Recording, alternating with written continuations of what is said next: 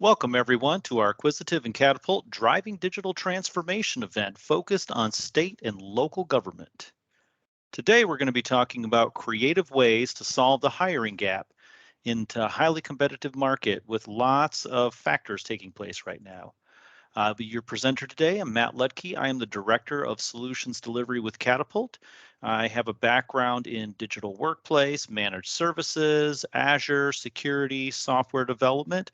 Been with Catapult for a little over 10 years and have about 25 years of industry experience in the IT and consulting side. A quick look at our agenda, what we'll be chatting about today. We'll be talking about the great reshuffle, resignation, whatever title you prefer to use for that. It's painful. Skill gaps and the types of roles that can be difficult to find. We'll talk about a few different options to address those hiring needs and skill gaps. And then we'll do a little bit of summary at the end. So let's get started. Let's talk about the great reshuffle, the great resignation, the great shift, the great reorder.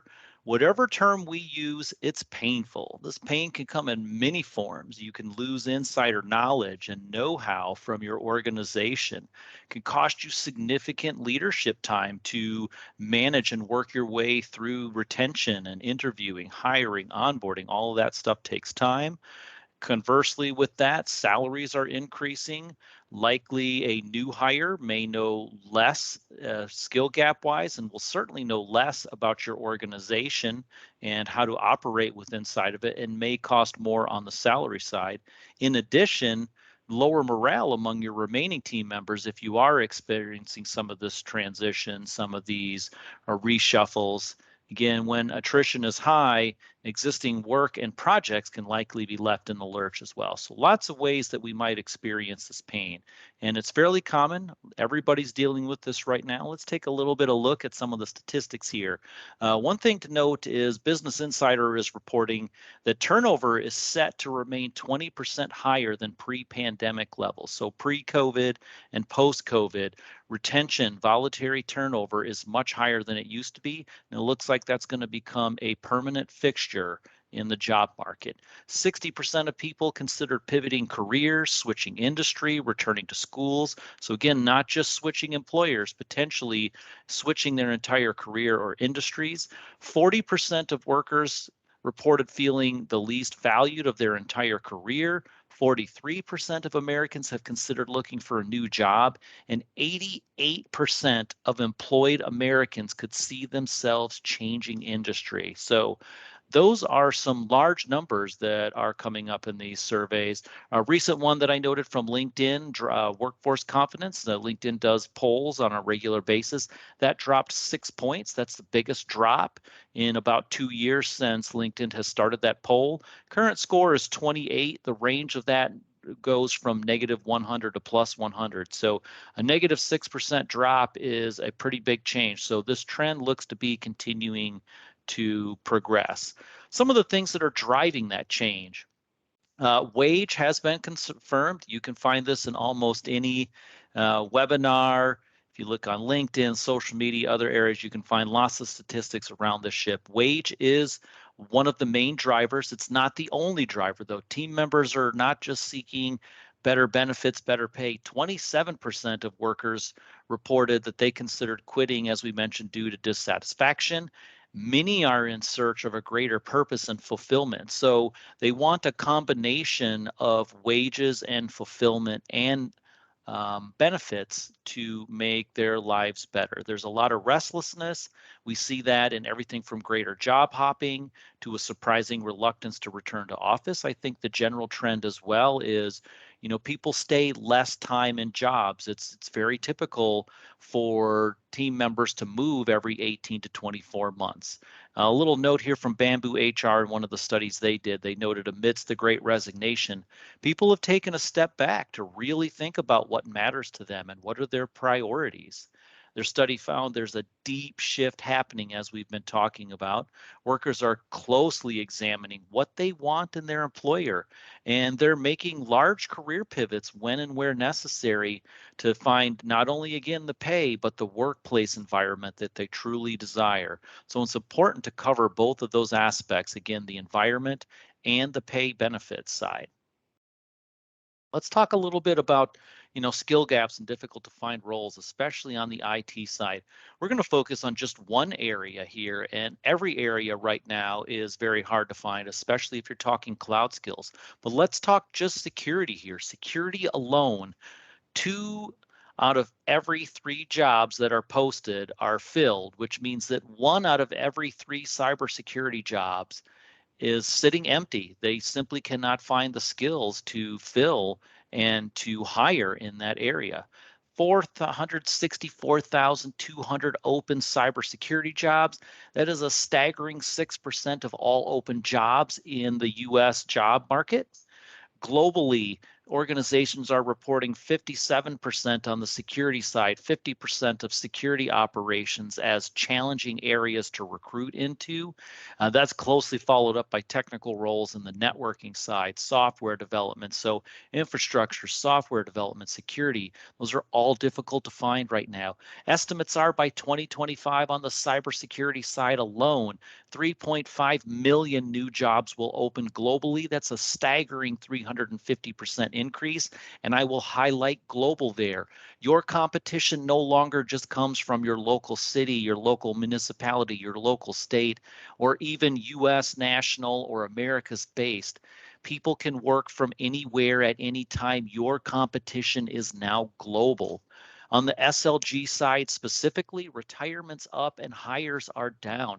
Application for state and local government jobs dropped 32% between fiscal years 2019 and to 2021. So a lot of factors coming into confluence here to make this difficult to find our hiring needs. A couple of statistic and graphs you can see on the right. Again, lots of hard to find areas being reported, emerging technologies, application integration, data sources, cloud infrastructure, digital business transformation, cybersecurity, again, software, app development, data management, all of those things hard to find.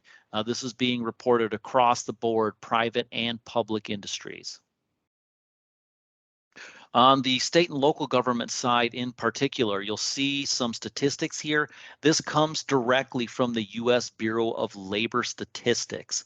For every state and local government job that is posted currently, they are only able to fill 28% of those. So that means if you have 100 job openings out there, in general, state and local government right now are only able to fill 28%. You can see federal government's a little bit higher, education, health services slightly above that. Private sector is doing a little bit better, but even they are having struggles. So there is a lot of job openings out there in the economy, and particularly state and local government are having trouble filling those roles. So a couple of options that we'll discuss today as far as addressing those needs and those skill gaps. There's 3 main options we're going to present here today. The first one is how to attract new hires and retain your existing team members. We'll provide some options there, talk about pros and cons. Implementing an internship program to potentially create future team members. And then a third one is sort of a better together story, to combine these things together, maybe working with a service provider to supplement your teams and close those skill gaps in those niche areas. So let's start out first talking about attraction and retainment strategies. Obviously, the big one out there, as we mentioned, folks are looking for more wage. It is an employee market out there right now. Increase of training, compensation, and benefits. Again, going back to wage is not the only driver. They want to feel like they are bought in and valued by their organization.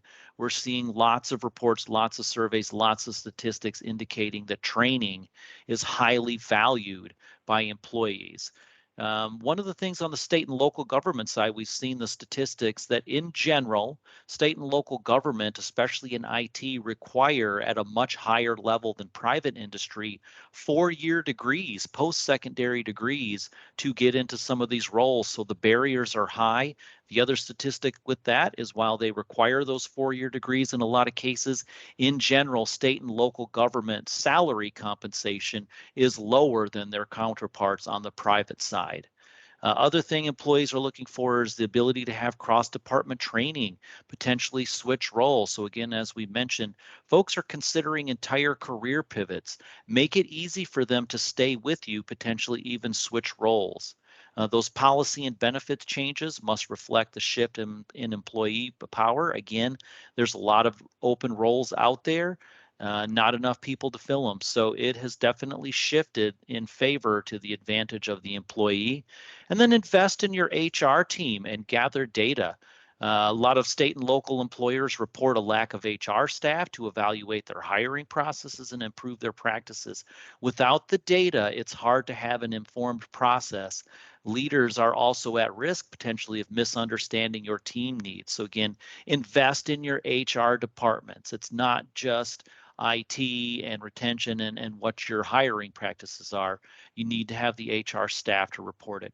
Other note, get your brand out there. Take advantage of the employee trend where they want a job that has an impact on the world. Again, it's not just wage. On the state and local government side, this is an especially good way that you can potentially connect with new hires out there.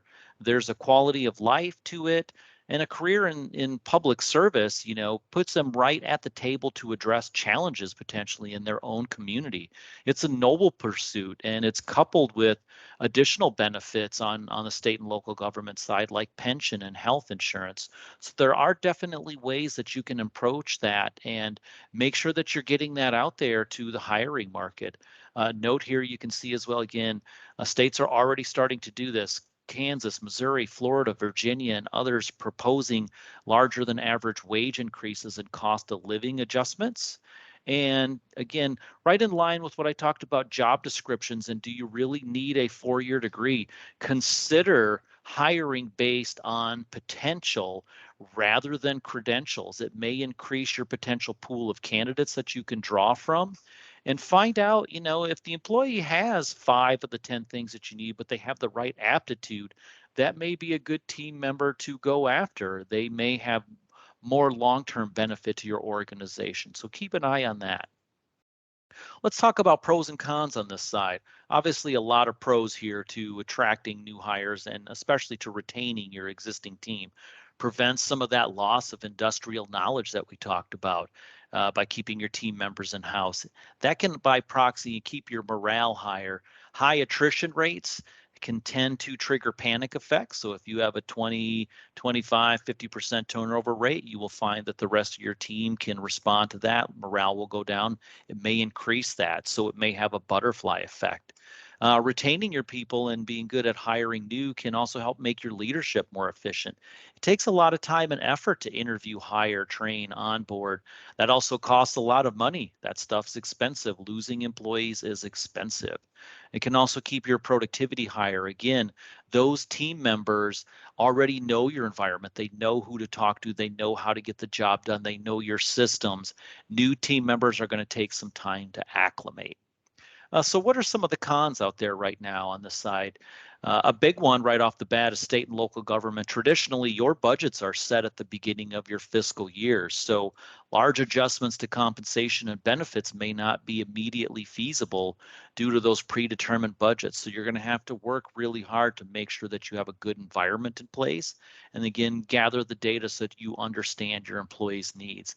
And in some cases, you might need to consider really focusing your retention efforts on the employees that you want to retain. It is good sometimes to bring new team members in. They might bring fresh ideas and improvements. So if you're focused on retaining everybody, you might want to consider shifting that strategy and make sure you are focused on retaining the people that are most valuable to you. What's the competition doing? Whether it's other state and local governments, as we mentioned, that are also looking at increasing pay. The private sector is making massive adjustments out here. They know they cannot compete with state and local government from retirement, pension benefits, health insurance, paid time off, but things that they are looking at doing is, for example, Price Waterhouse Cooper investing a large sum, 2.4 billion in salaries, PTO, and training. So again, you will see not just salaries not just benefits, but they're looking at the training, so cross training, really showing their employees that they are invested in them and invested in their growth. They're offering more flexible remote work opportunities. They're boosting stock options. Even companies with large established cultures, such as Apple, for example, had a number of executives recently leave due to their return to office policies. So make sure that you are considering flexible remote work opportunities. You're going to face stiff competition from the private sector in that area. Another thing that you can look at doing is, again, reducing that barrier. Does it require a 4-year degree? Or are there other ways that you can bring in team members? Microsoft, for example, is implementing partnership with community colleges around security and security training.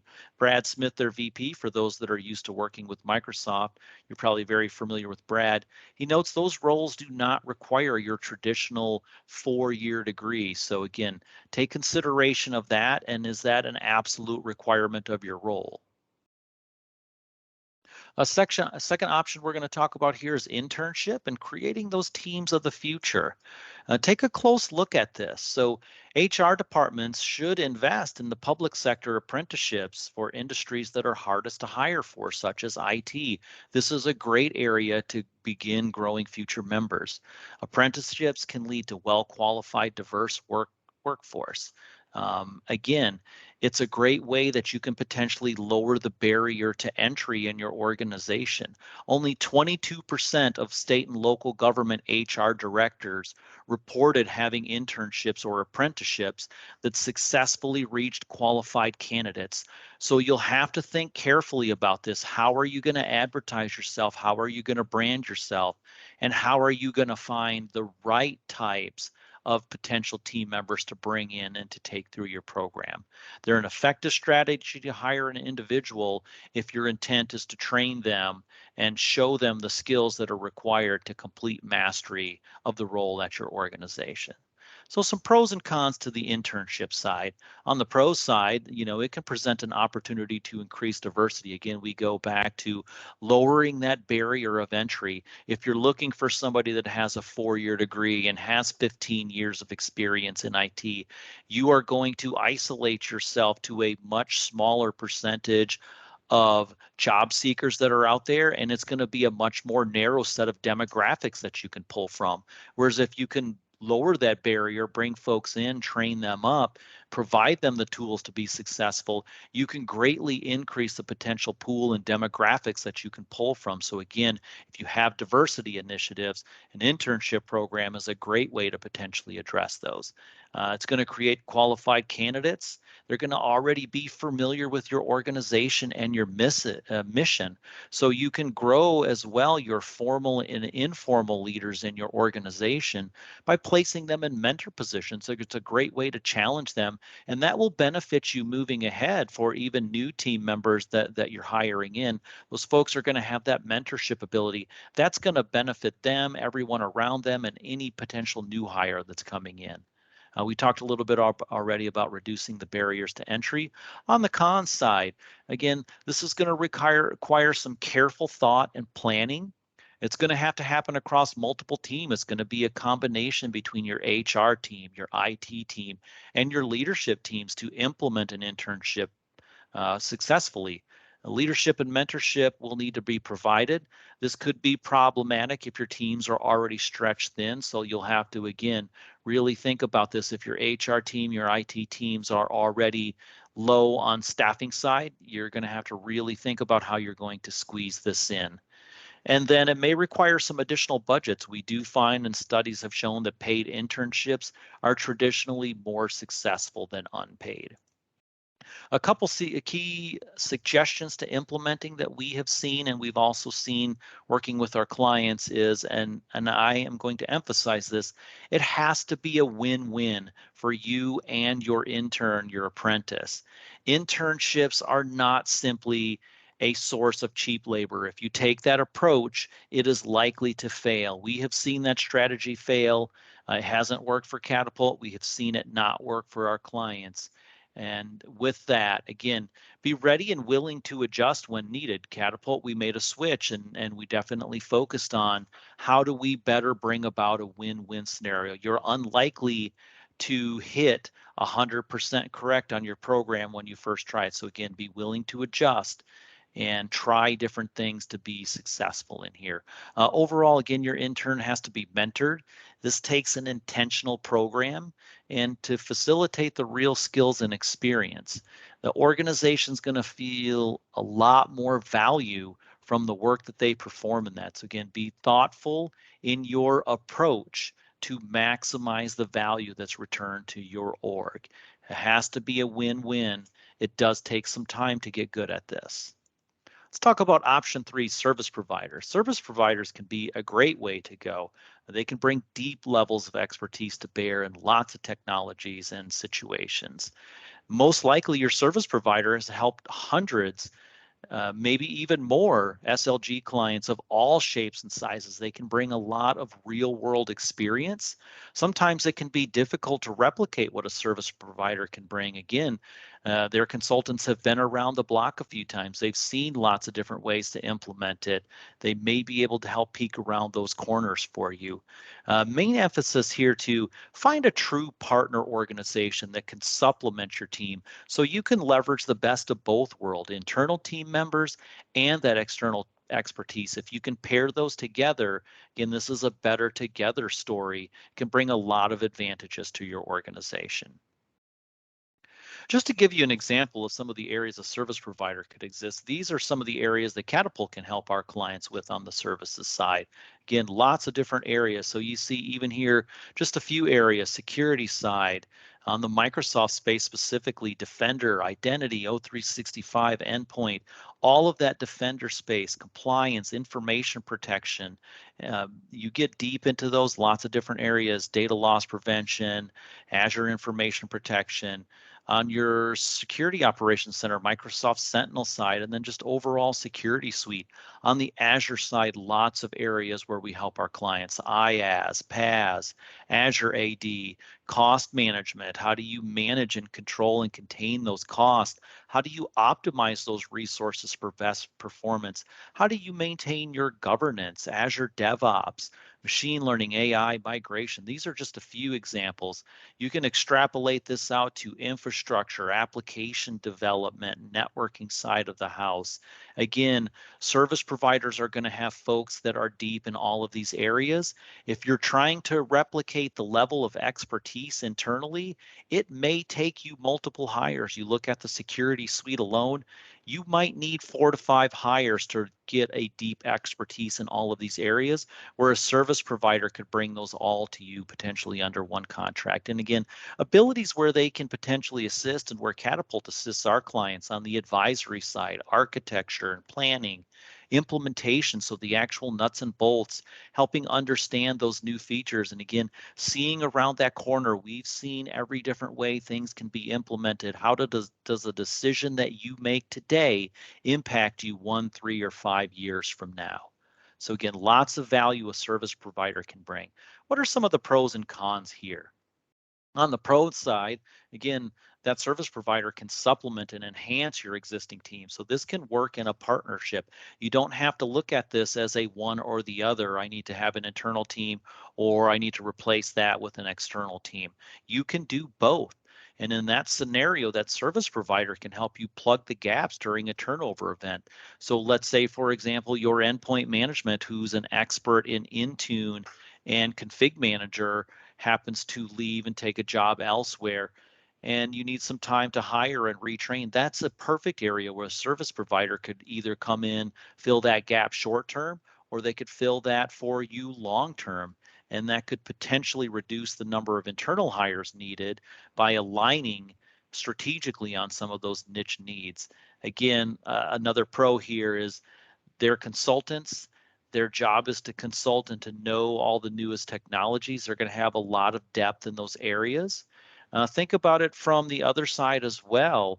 For your leadership and management, you can offload some of that interviewing, hiring, onboarding, and training.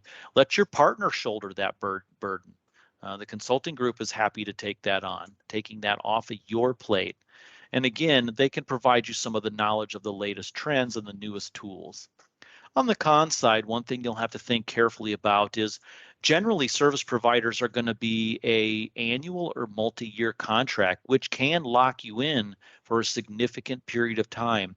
So make sure that you carefully evaluate and select the right partner. It's going to require time to manage that partnership, like any good partnership, whether it's a software vendor, license provider, services provider. It's going to take skin in the game on both sides. So it's going to take some of your time to manage that. Obviously, you're going to need some budget to procure those services. You may have a little less control here. Again, you're probably going to set the priorities and what's being worked on, but you're not directly managing those resources. So the partnership is key to ensure that this can be executed successfully. And then one last note is, keep an eye on that from a security perspective and carefully evaluate how you're going to partner with your vendors on the security side. I think we've all seen in the news recently things like SolarWinds and others where they were actually breached through third-party service providers, and all of their clients were actually breached through them. So a great example of how you can potentially be breached through a service provider. So think carefully about that security perspective when engaging with partners. Here's a quick example of a live in real world example that Catapult with an energy regulator client of ours. To date, that client has engaged 86 different consultants from Catapult over 1.5 years alone. So repeat that, 86 different consultants. That is over 30% of Catapult's entire workforce. One of the reasons for that is our energy regulator friend 25% of their entire IT hiring needs are currently in open hiring mode. Those are open recs that they are having difficult to find. Going back to our statistic we looked at earlier, for every job that's posted in the SLG market, they are only able to fill 28% of those. Some of the areas we've assisted them with, Azure Key Vault, digital workplace, infrastructure, security, application development, DevOps, data analytics, and the types of services that we're providing. Again, all across the board, lots of areas where we have combined and partnered with them, advisory services, how-to guidance. We're working with them on the strategic road mapping side, and that's a very collaborative effort. Looking at their current state, where are they going next? What's in the future 1, 3, 5 years down the road? Architecture and design of some of these complex system, engineering, implementation, continuous security posture improvement. That's a great area. We help them on an ongoing basis. Security is not a destination, it's a journey, and it's something that never ends. Same on the infrastructure, lots of changes there in the hybrid world, cloud world, migrations, how to get out to the cloud. And again, this is a hand-in-hand partnership with our client. There is no distinction between the organizations. We are better together. And from the Catapult side, we rely on our partner to knock down barriers, to build support, to help set the priorities, and to organize change management. There are lots of areas where we are handling, so to say, the lights and power, where we're handling those day-to-day activities so their team can focus on key initiatives. There are other areas where we're handling the key initiatives and their team's focused on the lights and power. It really depends on the technology area and the department and what skills they have in-house. So again, service provider Catapult, we're able to fill in those niche and those needs wherever they happen to occur, and that can vary, and we are quite agile in being able to fulfill those. So again, let's summarize this all up. This is all better together in combination. It's like chocolate and peanut butter. Use these things together. Work on attracting new hires. Focus on your branding and the benefits of the state and local government side. Again, those benefits on the retirement pension benefits, health insurance, paid time off. Consider how you can potentially increase wages to go with that. Think about your training and cross-department training and remote workforce, and how does that fit in so you can retain those existing team members. Partner that with an internship program to help create future team members who, the day that they start, having come through that program, they're already familiar with you. They understand how your organizations work. They're able to get productive quickly. And then look at how you can potentially supplement that with service providers that can fill in some of those team areas that you're having difficulty finding and skill gaps that are difficult to locate in the market. That's our presentation for today. Thank you, everyone. We hope you appreciated the information. We love chatting with our clients and love getting out this information. Also, let's chat about feedback. If you have feedback for us, we love to get feedback. We love to make these presentations better. We know it takes your time to join these and to participate. So if there are things we can do better, absolutely, please let us know. We love to go through that. And if you want to chat with us on that service provider side and find out how we can help you, we are happy to chat with you and let you know how our experts can come and help your organization out. You have a couple of QR codes here that you can use to do that. And then if you're looking for some of the data, I do have, we will post out this presentation, and there are references here where you can find some of those statistics that we talked about today. So again, thank you, everyone. We hope you enjoyed this and appreciate your time.